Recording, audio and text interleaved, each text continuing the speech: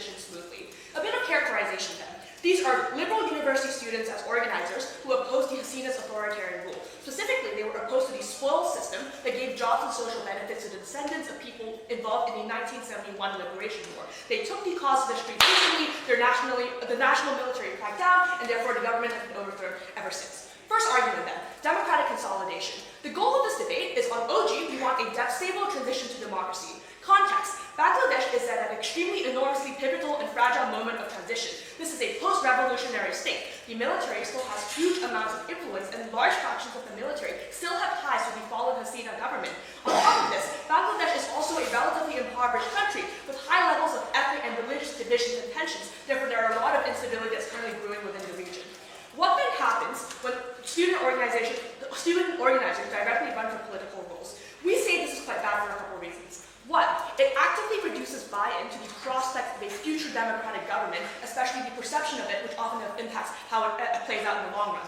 Why? Because often you still have religious conservatives and rural populations in Bangladesh, and on top of that, people and supporters with loyalty to the old regime who are deeply skeptical of these people running for office. Why? The specific concern with this crowd of student organizers running is that it alienates a substantial amount of people who fear that the student organizers are not striving for a truly democratic government, but instead just authoritarianism run by the opposition party of they themselves instead. What is the impact of this mechanism? This often means that there is likely going to be less buy-in for institutions, i.e., for example, people don't pay as much taxes, and that's a big problem for Bangladesh right now, by the way. Or second, it is easy for radical opposition parties to characterize student-led parties or governments as radical and violent. If you view these parties as radical and violent, you are more likely to vote for a radical ultra-nationalist or Islamist party, and you often do things like exacerbate ethno-nationalism in politics and you actively bring more instability. Second, this is also bad because it reduces electoral competition. How does this actually happen? Because many people involved in the protests, many people involved in these protests are almost assuredly going to vote for these student leaders when they run. Why is this the case? Because often they have already built cults of personality when organizing these revolutions. They often have a good amount of charisma, which is what allowed them to organically rise to the top of these revolutions in the first place, and there is a track record of their efforts and their success. And, most importantly, these leaders are also likely to run in the same party or same government to actively capitalize on the July Revolution support, which is unprecedentedly large compared to any efforts they have made in the past. Why is this terrible then? Because this actively increases the fear of further democratic backsliding. If you are already a person on the fence and skeptical of the revolution, when there is landslide support for these figures that cannot really be challenged in any meaningful way, because the AL government and their credibility is down the drain, you fear they become the next Hasina, even if they never end up like that. Because this is a comparative argument. Why? Because in the counterfactual, there are still going to be parties that run to appeal to these protesters, but there are going to likely be more competing parties and political figures because they cannot all unite under the silver bullet that we took down the AL government. They often have to do so much more to differentiate themselves and to make sure they are passive or they are proposing real policy.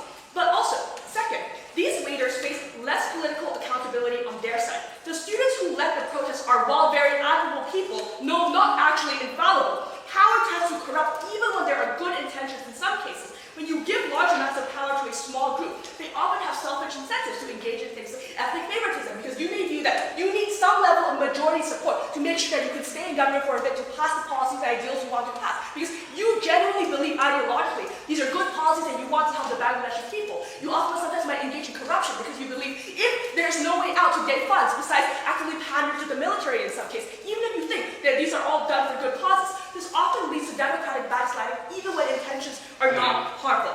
Often I say that, no, but these leaders are good. We agree, they're probably good, but when they get into power, they oftentimes change, and we argue that change is likely, especially in these circumstances of large amounts of instability. But third, what this means is that leaders cannot be held accountable to the ballot box, and this is no longer that different from the old regime. This is terrible. The counterfactual is, we likely think there is a multiplicity of parties and leaders are likely going to contest in these elections. Student leaders likely support a variety of parties. Political competition is good. Why? Because you often have to pander to more groups, more minorities, it's harder for you to alienate them. You often prevent backsliding and they hold each other accountable, which is crucial in a moment of democratic transition. Second argument, before that closing. Yeah, so if the anti-discrimination students movement doesn't run, what other force has the institutional capacity to form a party? Or is it just going to be lots of sort of small independent groups of Well, I mean, I think this is a question to be answered in the round. I'm not exactly sure right now. Ryan will do it. Second argument, this reduces immediate political instability.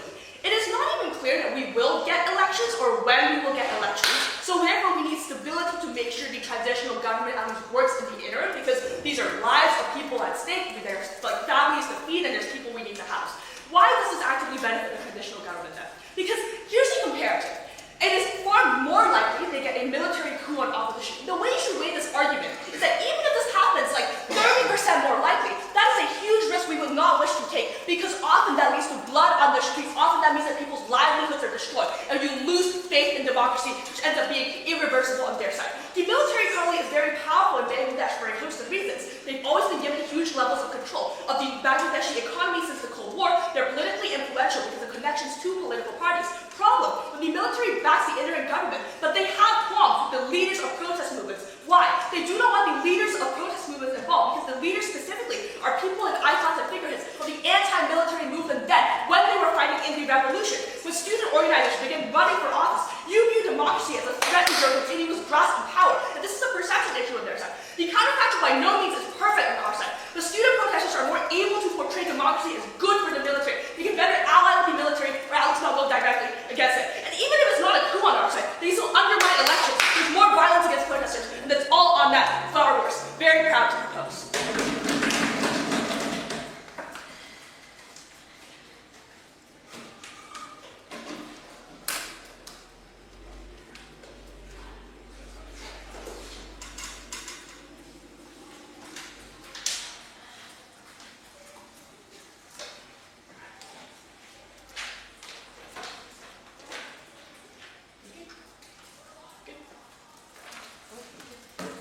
We thank the speaker very much for their speech, and we now welcome the Leader of Opposition to begin the opposition case. Here, here.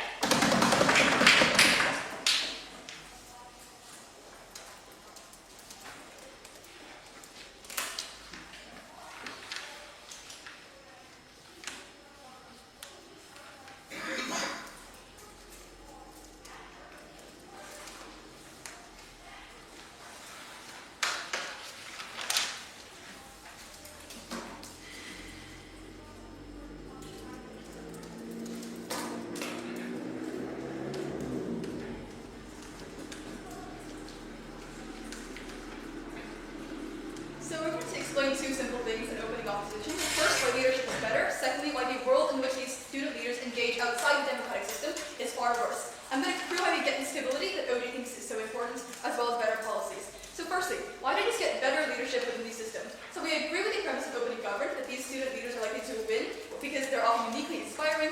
Many people supported the movement in the first place in order to overthrow the dictatorship, indicating a large amount of support. The current leader of the provisional government, WUDC, is likely to back these individuals as well. They're just generally relatable to youth and uniquely inspiring because they represented the movements that gave them democracy, was pushing to give them democracy, that represented the fall of the dictatorship that oppressed so many individuals. Why is this so good? I have a couple of reasons why people make better leaders that are uniquely able to represent the youth and make their voices important in the political sphere in the first place. And the premise here directly challenges what we get in an opening government that says there will be incentives to represent the youth on either side of the house. If we prove that youth otherwise will be politically disengaged, this means there's less political incentives to cater to them because you don't see them as viable votes to uphold in the first place. Why is this the case?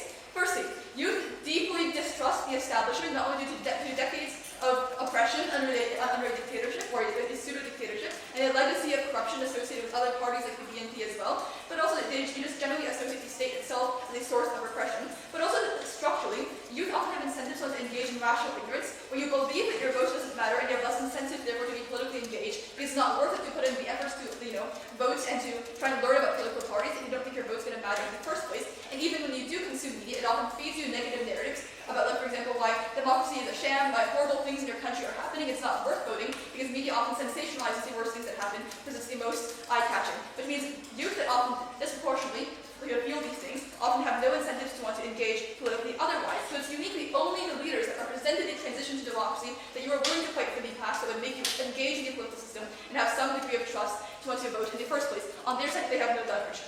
The second reason why youth are going to be disproportionately not politically represented is that they're economically weak as well. Where A, this is just likely because youth are quite young, you had less time to accumulate wealth in the long term, which gives you political and economic leverage. So this time itself hurts. But second,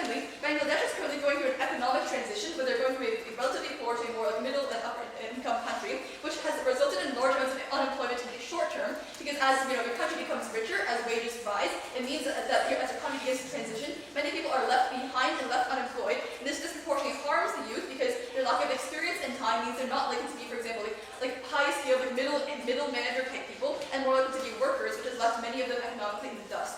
This means that they have often less, for example, lobbying power, but also less economic power to be engaged in the system, as well as take time off to host as well, and to do things like attend protests, to attend like rallies, especially in the context of a post-revolution society, where a lot of their will to engage and their will to protest has been exhausted as well. This means that in the absence of these individuals, they get no representation for the youth. Why is it up? Furthermore, I want to explain why youth leaders themselves are likely to be incredibly good.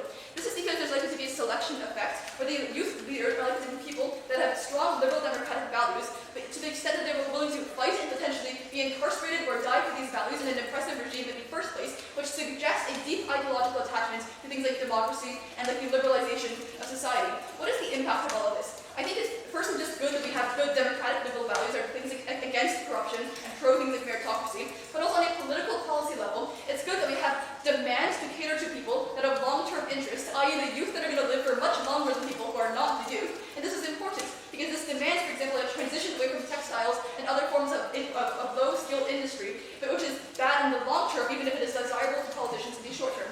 Why are these sorts of things bad in the long term? Things like, for example, textiles or other forms of manufacturing often are unsustainable as Bangladesh becomes more economically wealthy, because as incomes rise, your exports become less competitive, because you have higher costs of inputs, and this is bad because it's harder to outcompete other industries, but also things like automation and the rise of automation would otherwise force these countries like Bangladesh to prematurely deindustrialize as well. So why is it the case that alternatives are bad and are going to care about these short-termist interests? So first, let's begin by characterizing who these alternatives are. So you think firstly, it's likely to be, for example, the BNP, which is an old establishment party, which is likely to have the resources and the legitimacy to succeed by being an opposition party to the Awami League. And this is a problem because they have a long history of corruption and institutionalized corruption, which is likely to continue because often you, as a leader of a party that is engaged in corruption in the past, are predominantly adapted to have large amounts of wealth as a source, but also B, are likely to be politically short-termist as well. They're likely to have connections with, because as an old establishment party, you have large connections with industry, for example, manufacturing or textiles, which is often the tipping point for you catering to their interests, not only because you have personal connections, but because there's some competing alternative incentives. So, for example, many other workers in society are somewhat short-termist. You want to keep your job in the short term, even if it's bad for the country in the long term. So these two factors in combination are often the tipping point for alternative parties like the BNP to overvalue the short term and prioritize things like textiles as opposed to adapting and investing in better long-term economic plans. Secondly, I think another alternative is likely to be like Islamist parties as well, because Bangladesh has a large Islamist population or a Muslim population, which is likely to be incredibly oppressive towards Hindu minorities. And this is likely to be the case because Islamist parties have used this as a primary means of differentiation as a political party against other parties, which is likely to lead to a more extremist type of rhetoric and policy stance. Secondly, I want to explain why it is worse for these leaders to engage outside the political system before that goes.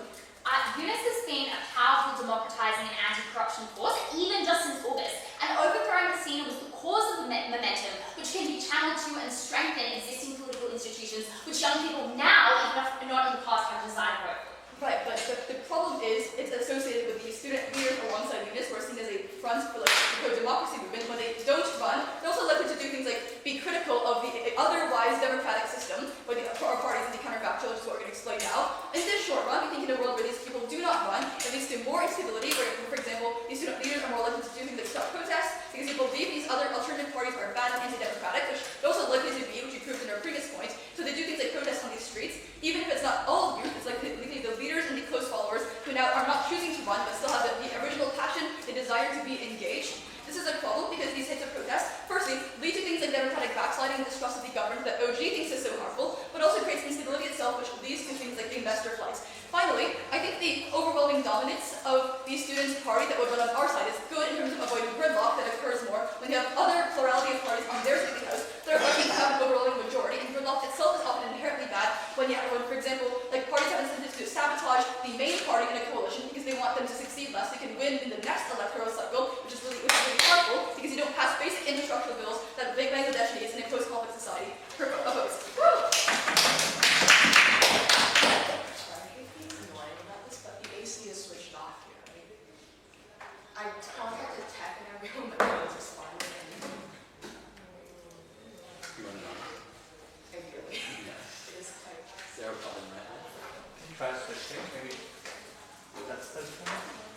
is it that we control the people? Yeah, on the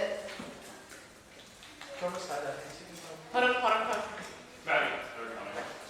Hello, the AC seems to have stopped working.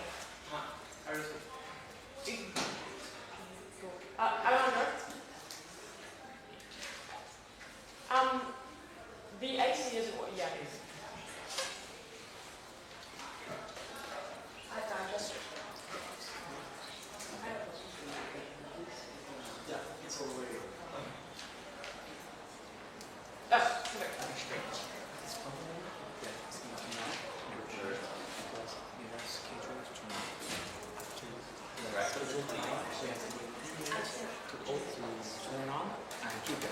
Oh, okay, that's fine. So if it goes off, we'll pay the name. So wait 2 minutes. Yeah, cool, perfect. Thank you very much, guys.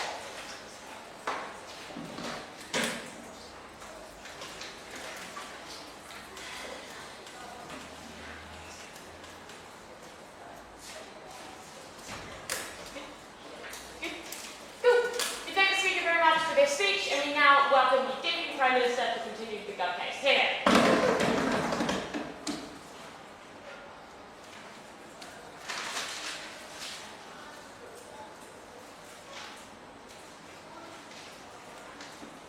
If this was WUDC 1980 and the motion was about Zimbabwe and ZANU-PF and Robert Mugabe, all of opening opposition's arguments could be made to the very same extent that the people we need to care the most about are the young revolutionaries involved in the protest movements who need to be represented by their lovely figure Mugabe. We all know how that story ends, hint not well. The thesis of opening government is straightforward.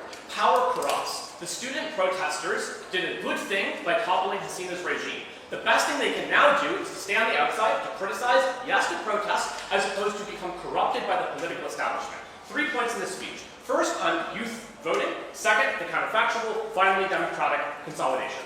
First, on youth establishment. This is opening opposition's main point. I have 4 lines of response. Response number 1. The premise of opening opposition's claim is that the youth are otherwise unlikely to engage in politics. That's unlikely because student organizers don't disappear on our side of the house. They still exist. They still have charisma. They still have cults of personality and have strong incentives to encourage youth voters to turn out and vote. And the reason why this is probably a message that will be received well by young individuals is for all the reasons that opening opposition themselves name. For example, the fact that these leaders have unique power over student protesters. The fact that these people have charisma. The fact that these individuals are seen as having accomplished the revolutionary movement, which means even if there is a marginal reduction in the youth vote, it's not 60%.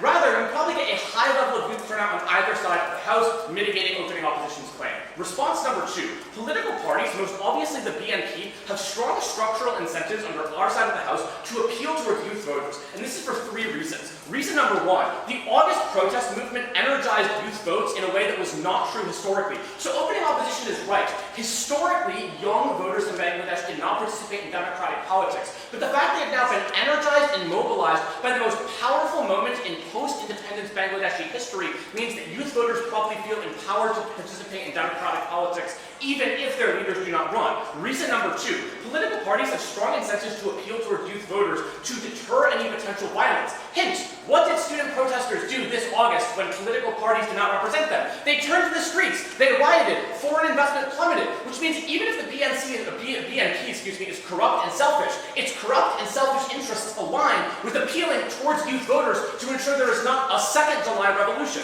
Reason number 3, on our side of the House, we have durable fiat to assume these leaders do not suddenly form a political party. But if you're the BNP, in the next 5, 10, 15 years, you're always concerned that if you do not appeal sufficiently well to youth voters, these guys might come out of retirement and actually run against you, which means the theoretical potential that these organizers could potentially run in elections is a powerful preemptive deterrent against neglecting or ignoring the youth vote. Response number 3 to opening opposition. We'll flip their claim. Youth distrust will be worse on their side of the House. This is an argument that applies to the longer-term prospect, not the immediate term. Both teams agree in the short term, the people who participated in the protests vote overwhelmingly for these figures. But what happens in the long term?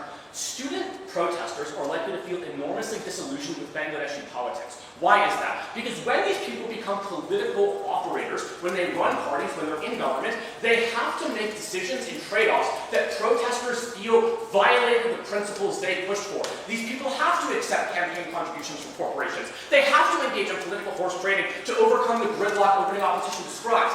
Here's the problem. When the person that you saw leading the revolution is now engaging in the very same kinds of political shenaninery that you opposed and you fought against, that is when you are much more likely on their side of the house to feel personally attacked. Now, to be clear, on both sides of the house, some political party has to engage in horse trading, campaign contributions, etc. It's better when that's a mainstream political party like the BNP, as opposed to the figureheads of the movement violating their trust, which flips their claim on engagement long-term and also increases the probability of protests on the streets. This comprehensively flips opening opposition's claim and mitigates it to the point they cannot win on this argument.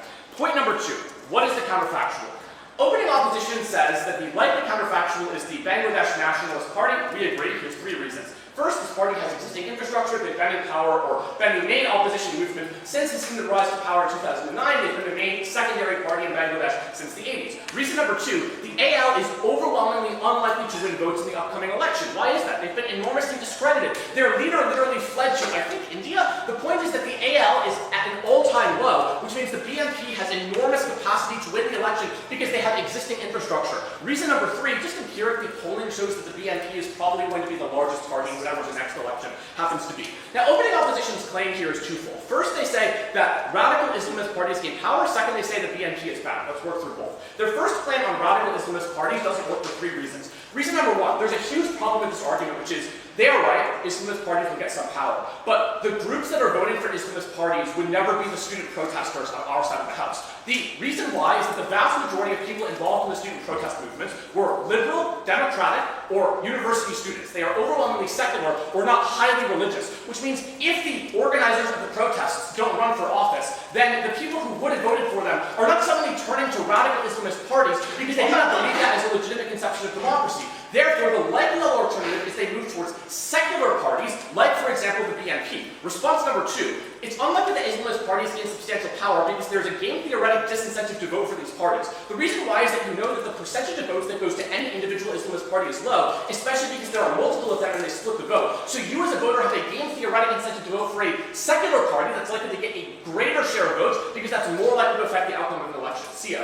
Why are you drawing a distinction between, why are you saying that the BNP is the secular party? They're clearly the non-secular. No. So just to be clear, the claim I'm making here is that the radical fundamentalist Islamist parties are not likely to gain power. Our claim is the BNP is preferable. This deals nicely with opening opposition. Second claim, they say the BNP is short-termist and corrupt. A lot of problems here. Response number 1, the BNP can be held accountable on our side of the house with the specific advocacy, criticism, and protesting of powerful organized movements. The BNP has incentives to listen to these people, even if they're not involved in politics, to ensure there is not another wave of revolution. Secondarily, the BNP understands that it has to earn the support of these voters, because these voters, for all the reasons opening opposition identifies, are distrustful of mainstream parties, and legitimately so. So the BNP, unlike a student organizer, cannot take these votes for granted, which means the BNP has strong incentives to rebrand itself, to internally purge corrupt members from its party. But thirdly, and this is critical, we are fine with gridlock. Here's why. Because the biggest problem facing Bangladesh is not that you don't pass policy.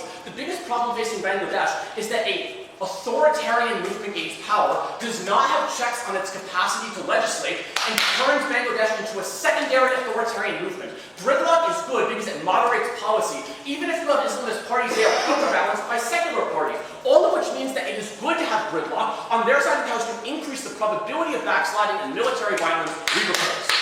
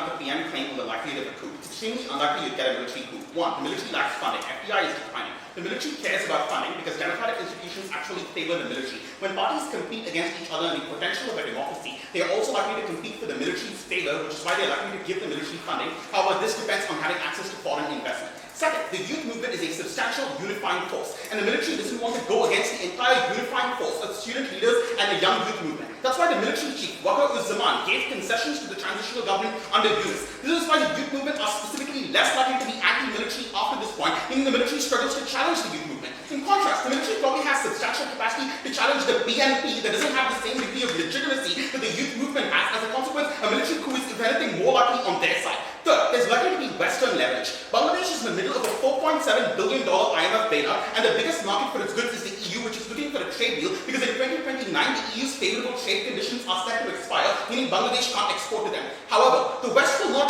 use its leverage against a coup if the BNP is in power. This is because Khaleda Zia's administration was extremely unpopular among the West, precisely for engaging in the same kinds of democratic backsliding as Sheikh Hasina. So a military coup might actually be favorable for China or the West in the presence of the BNP, but not in the presence of a transitional government. So if anything, a military coup is more likely on their side. No, for this flip to work, we don't have to prove that a military coup is more likely than not. The risk of a military coup is a massive detrimental impact to Bangladesh because investors are terrified of military governments and they pull out capital, meaning Bangladesh struggles to transition its economy in expected value terms. This is larger than any of the other impacts in opening government. Let's talk about the plausible alternatives in this debate, beginning with Khaleda Zia's BNP. The first point I want to make is the BNP will not face political competition in the short run. So I think Ryan agrees the BNP will be in power, but critically it will not be held accountable, it will not face political competition, and there's no substantial risk of youth leaders re-entering politics because of how the BNP will establish itself as having an overwhelming advantage in politics. Reason one, they have a leg up in terms of funding. They have name recognition and existing stockpiles of funding, plus large amounts of corruption from being in opposition for a while.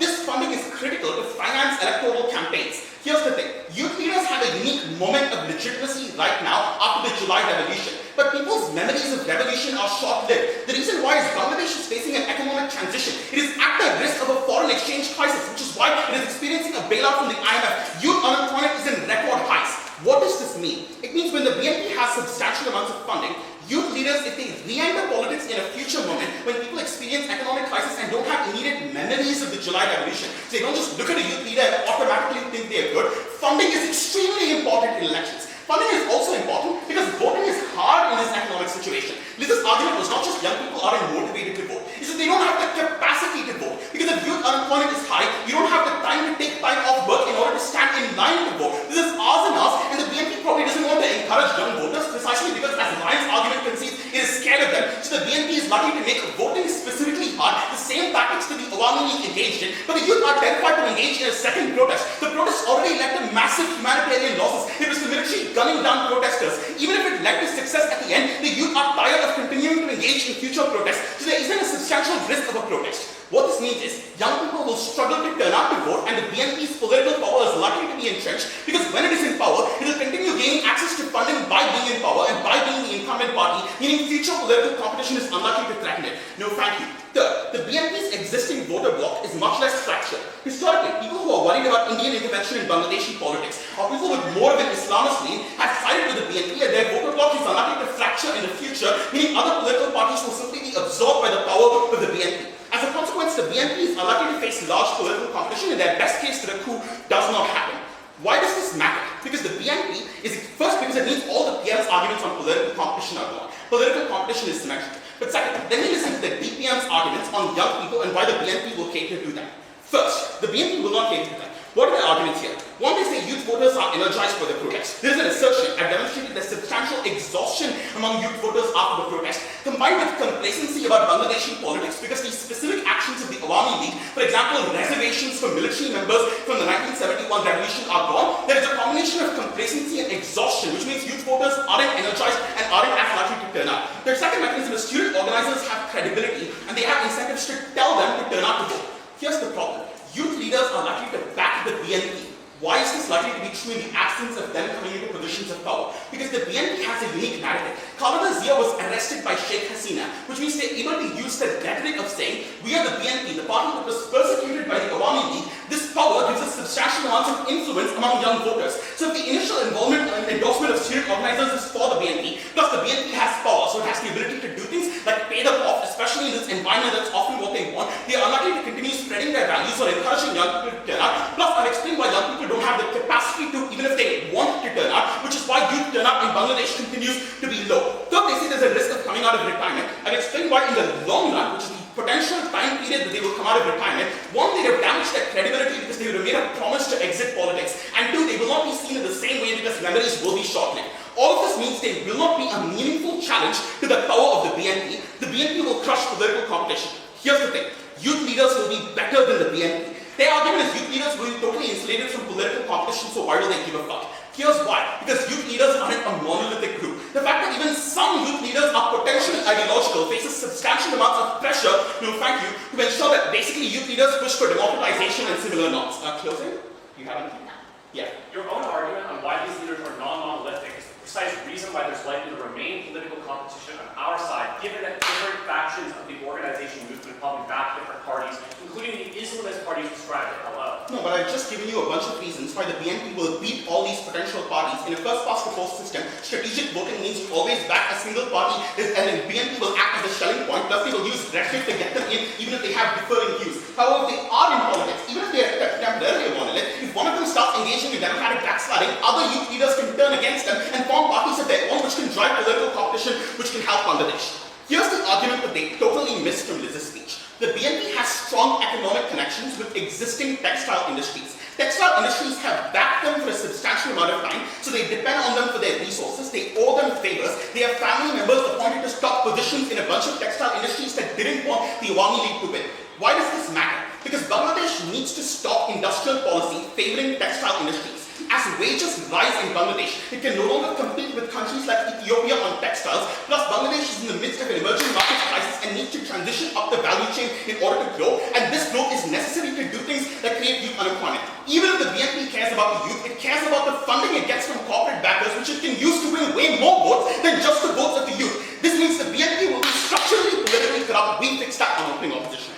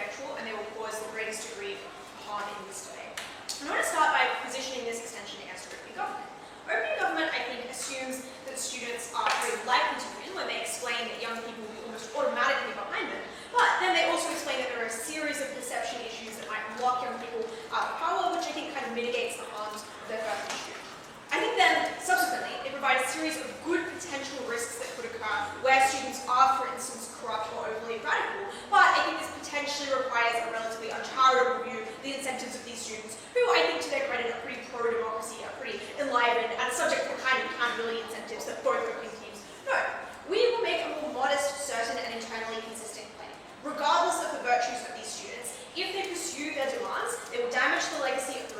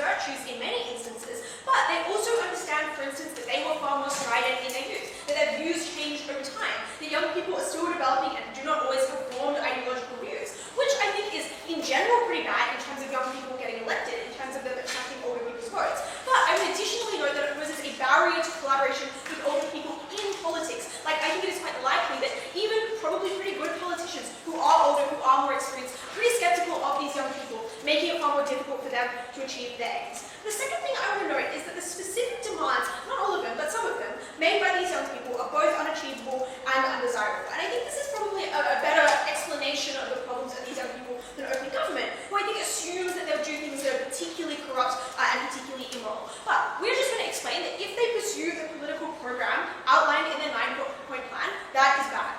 What is their political program? A couple of things. Firstly, they want to fire tracts of police, commissioners, and superintendents who were involved in student casualties. Secondly, they want to fire tracts of vice chancellors of universities all across Bangladesh. And thirdly, they want to remove security personnel at large from university campuses in Bangladesh. The first thing I'm going to do here is explain why those political positions are likely inflexible, and then I will explain why they are bad. And the importance of explaining why they're inflexible is it shows why young people, no thank you, will not kind of be strategic and adopt particular positions in order to avoid the sort of backlash I'll explain later.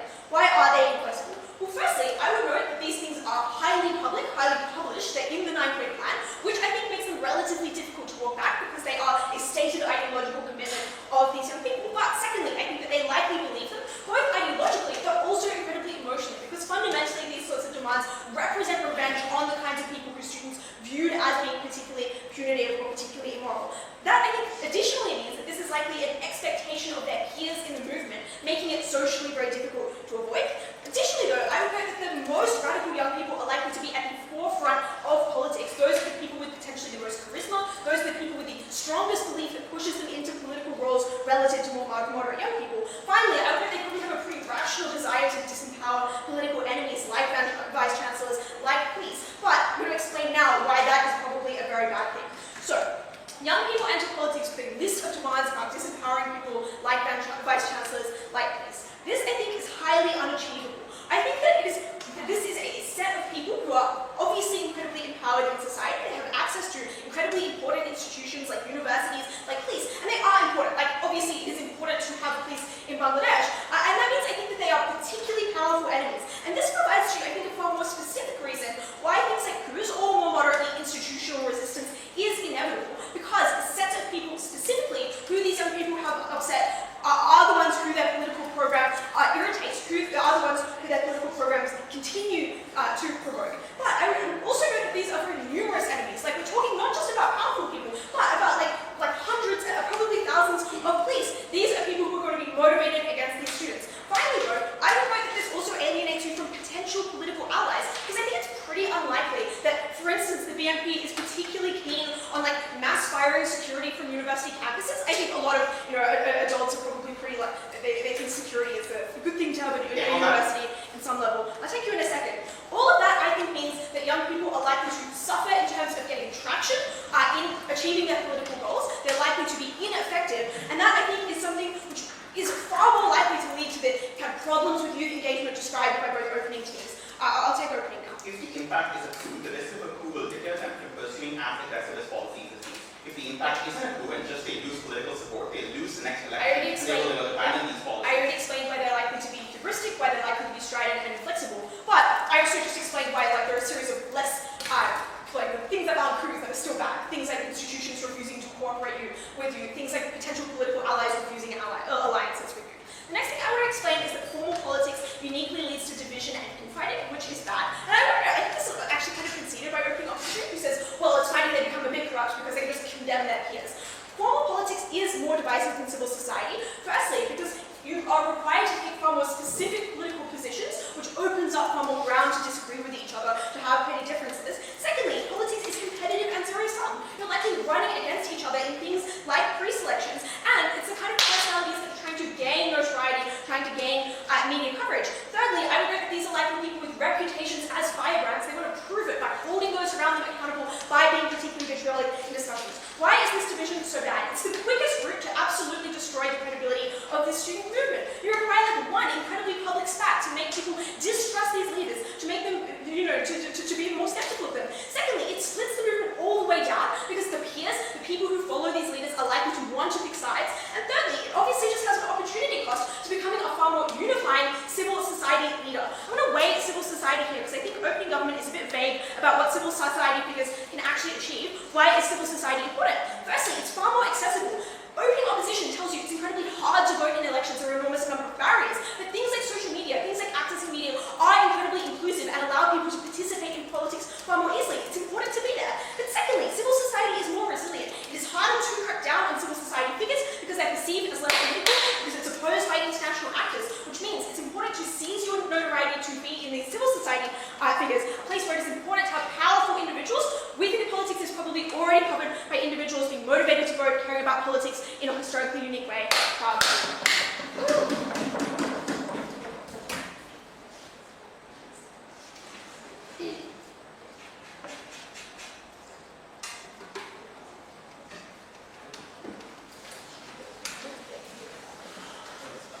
Sorry, could I please run out of the room just for this speech so I can get my bag? Yeah, sure. Or, I mean, if I can come back in time, I would even know. Yeah. Oh, no, wait, my bag's, never mind.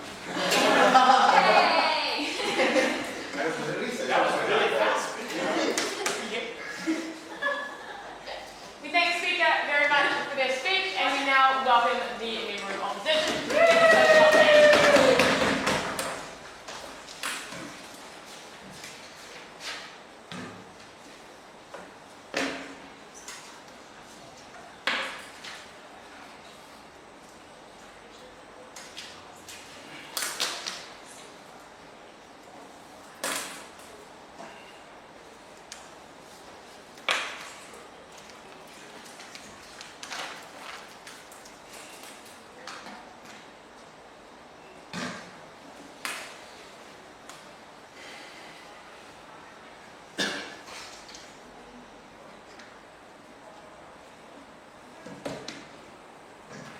Firstly, on the future political system of Bangladesh. Secondly, on stability and why the BNP would be bad for it, as well as incredibly bad governance. Let's start with the future political system of Bangladesh, because we think the biggest football in this debate isn't about who wins government the next time, because what's happening at the moment is we have an interim government, and before we go to another general election, they're going to have an election before that to form a special assembly to rewrite the Bangladeshi constitution and reform the government institutions of that country. And the most important thing in this debate is who has power in that to form the long-term constitution of Bangladesh, what the formation of government is going to look like. And that very intuitively outweighs the rest of the debate. So they're talking about all of the governance structures that inform every single election into the future. What are the problems with Bangladesh's political system at the moment? First of all, the massive rigging of elections. What was supposed to happen is that the government, prior to an election, would give up power to a caretaker government such that they weren't in power during that election so that they couldn't rig it. The Awami League refused to do that, and that's why the BNP boycotted almost every election in the last decade. So, secondly, there's an enormous amount of corruption in Bangladeshi government. That's to say, there's an enormous amount of embezzlement, an enormous amount of people who are appointed bureaucrats who continue to preserve their own end. There's also an enormous amount of judicial problems. Members of the judiciary essentially act in line with political parties. All of them were forced to mass resign and protest because they were trying to bring back Sheikh Hasina after she had fled to India. There's an enormous amount of problems that need to be solved in this constitutional assembly, and currently the interim government has established a large number of commissions under Mohammed Hassan and also with the involvement of the student leaders to reform these problems. Why is it dead? Yunus has a note of price. Do you think that the international actors are likely to want to negotiate with him or a university student? Hassan isn't going to run in the next election, to be clear. He's coming a caretaker, which is what he did in the last caretaker election about 20 years ago. But he's very explicitly a caretaker. He's not here to be a long-term political actor in Bangladesh. So, why is it that it is necessary to have these people involved in the Constitutional Assembly? First of all, the existing forces in politics benefited from each of these systems. All of their allies, they were put in place by the existing political system, so they're incredibly unlikely to want to change it. But secondly, without a specifically large institutional force against this, it's likely that any smaller forces that OG talks about, like individuals or small groups of 2 or 3 running, would be able to get this change through. They're likely to be bought off or horse traded by the larger parties. They're less likely to have an agreement on what this reform should look like, so even if they all agree there should be reform, if they don't agree on it, they're on net going to get outvoted. And also, they weren't involved in the creation of it. The student leaders got Mohammed Hassan in, that served in roles with those commissions developing it, so they are the ones who's involved in the development and can get it passed through. Why is it that they can only get this done if they are a party? First of all, being a part of a party is necessary for branding and selling your candidates. And secondly, like elections are big business. You need operatives, you need money, you need ads, you need institutional capacity. You can't do this as a set of 2 or 3 individuals. The next thing I want to prove is that other institutional power in Bangladesh is very, very rare. Because they keep on pointing to other institutions we might support. But there's good, and I asked them to name one, which they can't, but there's good structural reasons to believe there aren't a lot of other large institutions in Bangladesh that could form themselves themselves into political parties. First of all, it was an authoritarian country. Secondly, the Awami, which meant that obviously they were trying to shut down any alternative institutional power base. Secondly, the Awami League tried to position itself as a big tent party that could include anyone in, so they had an incentive to try and bring in any other institutions and align themselves with the Awami League. And thirdly, Bangladesh has been in chaos for many years. The initial protests against the quota system started in 2018, and in that context of chaos, it's very difficult to form institutional power. So that means that there aren't a lot of other large institutions that could step into this gap. The best comparative then is BNP or other smaller parties. Opening government says, well, students are seen as bad, they're seen as irrational, they're seen as too young. But the problem with this is that this party isn't just going to run students, they're going to bring other people in. For instance, they brought in Hassan in the short run. Also, they brought in a large number of university professors who actually designed the original system of reform. They worked with their own professors. And military leaders, as opening opposition points out, military leaders who told the military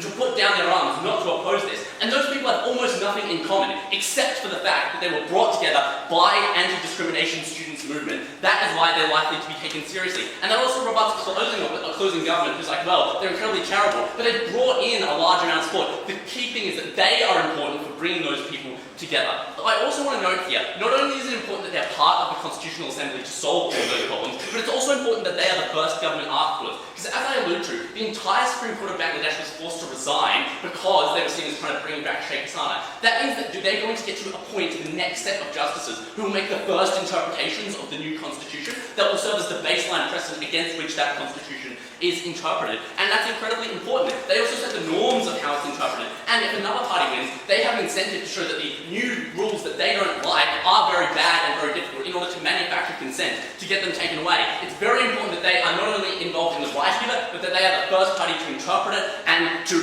appoint the justices who do so. What are the benefits of this? It means that you get a government that functions, which is important for your economics. It also means you get rid of the quota system, right? Which is not only unmeritocratic, but also incredibly bad for the functioning of government because you appoint a large number of freedom fighters to the system not because they're good. And it makes, and crucially, it makes the Bangladeshi public service not politically neutral because the freedom fighters that are appointed have political allegiances. And it means that you don't have a neutral public service. That pretty much weighs pretty intuitively over the rest of the debate. Second extension. Why is it that you get more stability? Opening government says you will get the military coup. Opening opposition pretty astutely points out that the military explicitly allowed them to come through. You're very unlikely to get a military coup. Why is it that the BNP would be incredibly bad for stability? First of all, their leader is not clear he can legitimately run. He's in charge of anti-corruption, and different courts are split over his actual legitimacy as a candidate. So that means that there's incredibly likely to be protests. Secondly, there's very likely to be Hindu protests when this aggressively pro-Muslim party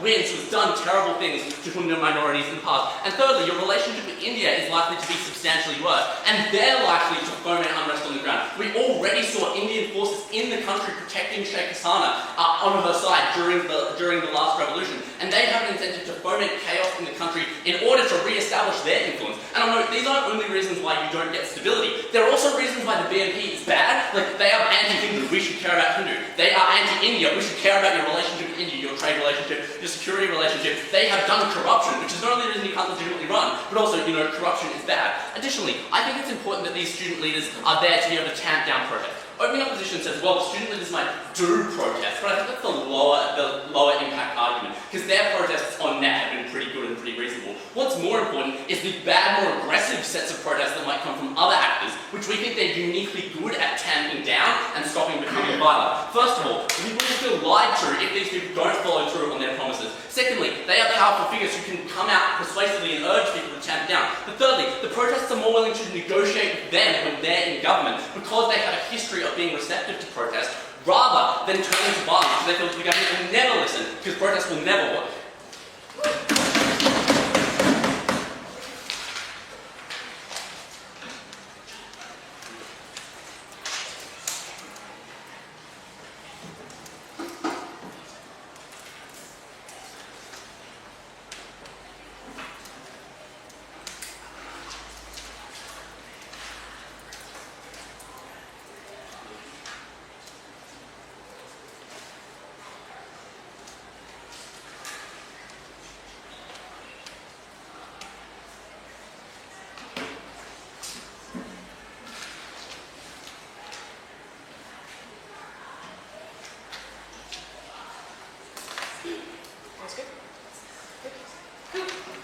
And then speaker welcome the Government Whip to pull out of Government their chair.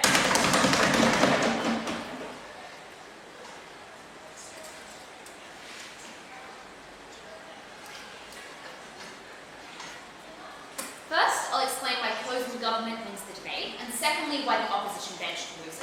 Firstly, why did we win the debate? I think we made kind of two contributions. The first is just explaining in substantial detail why these student leaders would be both bad at politics, but also, perhaps more importantly, good at civil society, and impacting why that is a society and politics changing force. And the second, I think, is just outlining that most of the specific demands of the anti-discrimination student movement in their highly publicized 9-point plan, published like after deposing Casino, are bad. And of course, as this team might respond, some of those demands are like fine, for instance, asking for compensation for families of protesters who were killed. That's fine.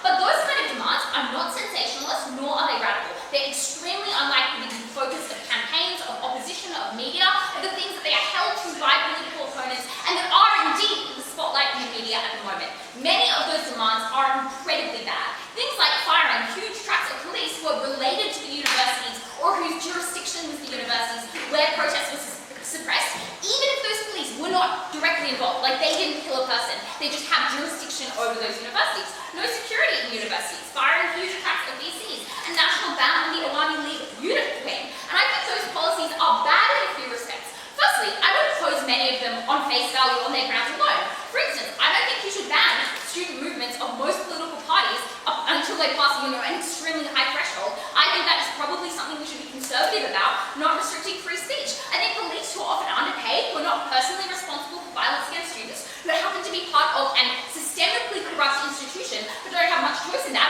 should not be fired from their jobs. I think those are immoral demands and we should not stand for them. Secondly, those demands are literally impossible to fulfill. As Ellie points out to no response, you have powerful enemies in the form of the whole police force. This is incredibly scary. This doesn't work, which at very worst for us is just an enormous opportunity cost of resources, a failure to get your policies passed. But also I know it's incredibly embarrassing and delegitimizing for these student protesters and for all the civil society organizations and movements that we point that they're attached to, where they can do good work out of politics. Maybe, for instance, you want to go into politics later, you can't because you have an initial track record of doing terrible things and failing to pass good policy. The response we get to this from opening opposition in a POI is that firstly, well, if there's a risk of coup, then you moderate. I think Ellie preempts this in quite a lot of detail. We explained that you aren't rational, that it's very unlikely that there's a risk of a coup on their side. You're not thinking about the future to that extent, that it's incredibly embarrassing and maybe, for instance, risks backlash or political violence in the short term to backtrack on your established demands. And importantly, even if some people are rational in this way, the most prominent leaders of that movement will not be. The second claim they make is, well, if you don't moderate, you're going to lose the election. But firstly, I would note that harms the movement of anti-authoritarian student protesters regardless. Even if it's true that you lose the election by having these demands, it still hurts that movement. It hurts, for instance, initial movements by students, any student in Bangladesh, against corruption, against authoritarianism in the future. They are tarred with that brush, which it is incredibly easy for opposition parties to media outlets to pick up on. But secondly, maybe at the very best, this claim hurts OG, but it doesn't hurt us, because we explain why involvement in civil society matters, and importantly, you can also run more successfully for politics later, for instance. You can run more successfully for politics later if you're not tarred with this brush. If, for instance, you have demands that are bad, that means that you can't operate in civil society as well. But finally, I think some people probably still do win, and I wonder that even if you only get one politician representing this constituency in Parliament, you cause huge amounts of chaos. You shift the Overton window. You mean that people discredit other, more sensible left-wing policies like restrictions on police powers. You mean that there's gridlock in Parliament. All of that is terrible. Why does this then get us above opening government? I think they present a fairly generic criticism of young left revolutionaries on the basis of their radicalism, but also the tempting vices of politics like corruption. But the problem with this is, firstly, claims in terms of enticement to corruption, while true, I think seem relatively symmetric, given the features that this team themselves point out in terms of the political system in Bangladesh at large. But secondly, radicalism, of course, as our opening says, can be bad, but can also be good, right? Like deeply radical movements, like for instance, anti-caste movements or feminism, are both good ideologically, but are deeply attractive to people, even though they ask for very large changes to the status quo. We explain that the changes we're asking for are bad, which means they're both unpopular, but also undesirable. But finally, we impact the alternative. Civil society, not just politics, which makes society and makes government better. We win. Let's now talk about opening opposition. Opening opposition, I think, is dangerous in their vision of the status quo. They say the BNP will have no political competition without students to push back. The reason for this is because it's prohibitively hard for the youth to vote. The BNP receives money from lobbyists. They'll always get young people on side. Students don't win. This is dangerous because it's a self-defeating argument for opening opposition. If the BNP is so powerful, then students contesting elections will fail regardless. And then one attempt to bridge this gap is to say, well, people care a lot about the youth and revolution now. You have to take that opportunity. That is insufficient for a few reasons. Firstly, it could last that momentum, right? Like if you present yourself as political critics, part of civil society, it is likely that anti-authoritarian momentum lasts. But secondly, if opening opposition is right, and there is an appetite for change, that doesn't mean there's an appetite for supporting this specific political party, especially because their power is in opposing the AL, not in creating and endorsing their own political platform, which I know requires many different skills and virtues. Finally, they say the BNP has a textile contract, which is bad. One, this is self-correcting. Yes, lobbying is powerful, but votes matter from individual people whose wages are going down. There are other competing businesses that don't like cronyistic contracts. Contracts expire. Or secondly, if the textile industry is so cemented, and then that means that other parties who are established also need money, also take that money. Finally, let's rebut closing opposition. Firstly, they say that young people in politics will help the future political system in terms of the changes to the constitution. One, it's unlikely that those young people are elected or listened to if they are elected for the reasons we give. They don't have the ads or the institutional capacity that this team describes as necessary. That is overpowering. Secondly, Yunus has decreased corruption massively, and it's likely that his oversight as the caretaker government will make sure that the Special Assembly is good, that it's not done corruptly, and so on.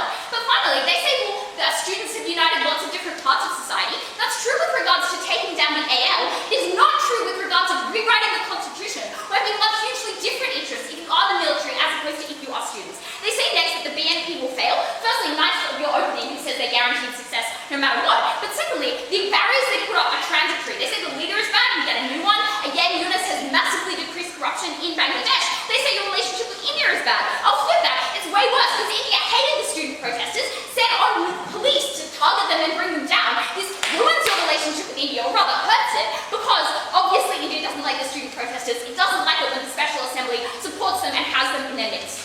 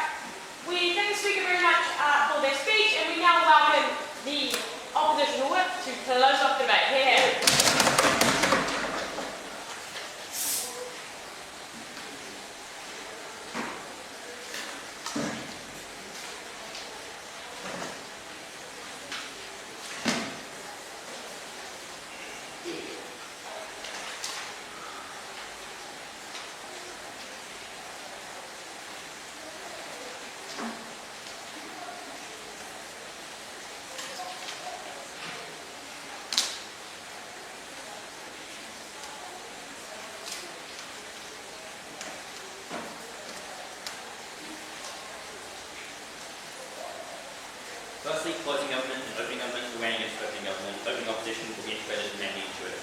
Firstly, in closing government, we now ask two questions. Firstly, will the youth leaders win elections? And secondly, are the policies they're going to implement when they win good or bad? Firstly, on youth leaders and whether they'll win elections. The first reason why I think this is pretty obvious, that we explained, is that they have already proven themselves to be highly effective political organisers. This seems dismissive about the amount of effort required, is that protests took place over a long period of time and involved more than just organising people on the streets, but organising highly complex networks of people to operate around an infrastructure system that cracked down on those students, and then after that being able to negotiate the process of establishing a relatively democratic transitional government in order to manage the process of moving towards democracy, and establishing a series of commissions in order to deal with and analyse the problems that existed in the previous system, which could suggest to you that these protesters are efficient at organising, are likely to be good at winning elections. Secondly, we think the BNP themselves have lost a lot of institutional knowledge about winning elections, which means that whilst they are probably likely to be effective, they are unlikely to be unbeatable. That is, firstly, because they've been disempowered by the Army League, they've been in long-term opposition for decades, which suggests they haven't had that much infrastructure around the election. But secondly, and additionally, they've boycotted elections for a long period of time, which means that infrastructure around elections is likely to be lost. Now, with the sort of design of opening opposition, we agree with opening opposition that in the counterfactual, without students, it's likely that this BNP is going to win the election without student opposition. What Matt says is not that that is never going to happen, but that if it did happen, it would be bad because the BNP is an awful party.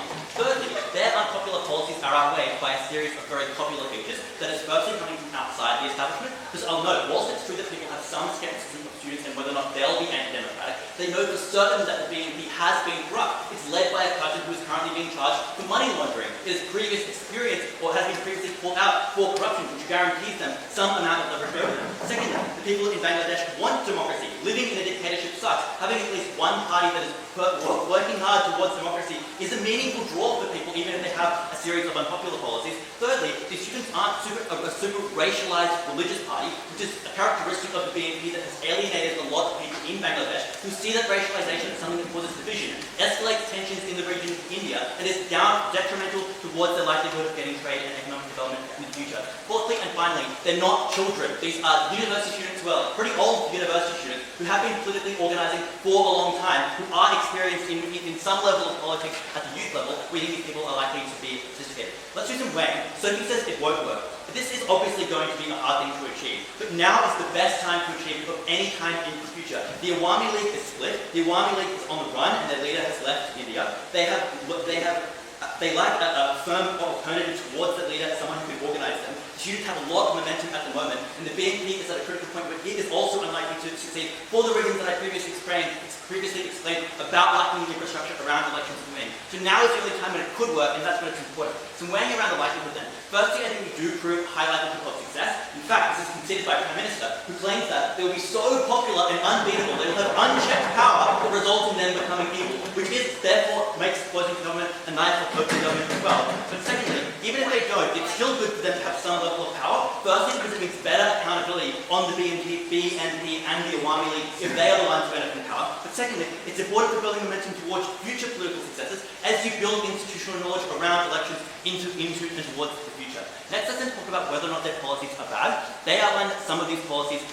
might have negative consequences. Firstly, many of the people who they want to remove from power are extremely unpopular. For example, police commissioners in Bangladesh are notorious for being permissive of things like police officers engaging in violence, engaging in rape. They are people who others also want to see removed. Secondly, it's often necessary to remove these figures in order to remove corruption. A lot of these people are aligned with corrupt political figures from the Awami League, which makes removing them necessary in order to remove the infrastructure that allows corruption to continue. Because even if you change who's in power, the BNP comes in power, if you permit the lower levels of corruption to continue to permeate the system, the BNP then becomes the corrupt political party that's in power. Thirdly, it's necessary to get trust in government. As a result of the aforementioned problems, the fact that they are corrupt, and the fact that they are associated with previous members of the Awami League, and the fact that they're unpopular, if you want trust in any new government, it needs to remove the infrastructure of the old government, which is unpopular and evil. Fourthly, and most importantly, it's important for justice. These people are evil people who deserve punishment. The Student League, Sophie wants to say, is a fucking terrorist organization. The Awami League's youth group should be disseminated and destroyed. They are a group of people who deserve justice to come to them.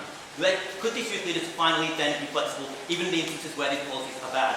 Firstly, they have explicitly, I think in a moment, set up a series of commissions to redesign their policy platform with experts involved. That legitimizes changes and refinements that occur of policy, not as backflips, but on academic refinement on the policies they have established, which makes that change legitimate. But secondly, they're likely to believe in that flexibility and not be so everyone can do, because they're working with a new set of people. They're working with people like Hassan, the interim leader of the government, like the figures and academics they have put into these commissions in order to redefine their policy. They have a revealed preference towards redefining and establishing a new political platform that is likely to have positive outcomes, even in the examples where their policies are badly get fixed. Okay.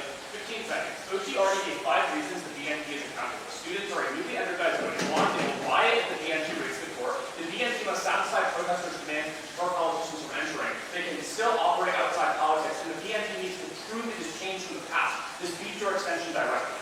It doesn't. Allowing the BNP to come into power at a moment of unique political vacuum and crisis and high instability with a system of corruption already in place means that none of those systems of democratic ability exist. They might have potential pressure from young people or from other political parties, but if they rig the next election, and after this next election then they win, they don't get any of those better outcomes. But if you believe that's true, and the BNP should have accountability, they get better accountability when there is more youth representation in Parliament. Next, to respond to opening government, first they say this is going to empower parties that weaponize skepticism that people have for student leaders. Firstly, directly contradicted by their later claim, which is that student leaders will be so popular they will end up having unchecked power. Secondly, these people are likely to be skeptical of anyone who takes in the branding of being the consequence of the revolutionary movement. Next, they say that student leaders will have too much unchecked power and will become corrupt in the end. Firstly, if there's any meaningful degree of skepticism, that explains where the democratic ability on student leaders comes from. Like, if you believe the BNP is likely to be successful, or at least like pushback, like they say, usually that is the pressure that forces them to continue to be democratic, because there is someone calling them out and forcing them to be better. How are they likely to go about gaining their legitimacy? Firstly, doing the things they set out to, like abolishing the quota system, which only Matt explained to real harm of. Secondly, gaining the backing and approval of various groups who supported them in the process of the revolution, like university academics and the commissions they've set up. Thirdly, maintaining their commitment to democracy into the long term. So if you believe that the BNP is a meaningful opposition, that explains why youth leaders will continue to be good long term if they do win. Finally, they think that the BNP win, that's good. The BNP is horrible. Firstly, they're horrible, they can do minorities. Secondly, they're led by a corrupt person. Thirdly, they're great anti-union, which will likely escalate regional tensions. But also, better competition makes the BNP better. So if you believe they're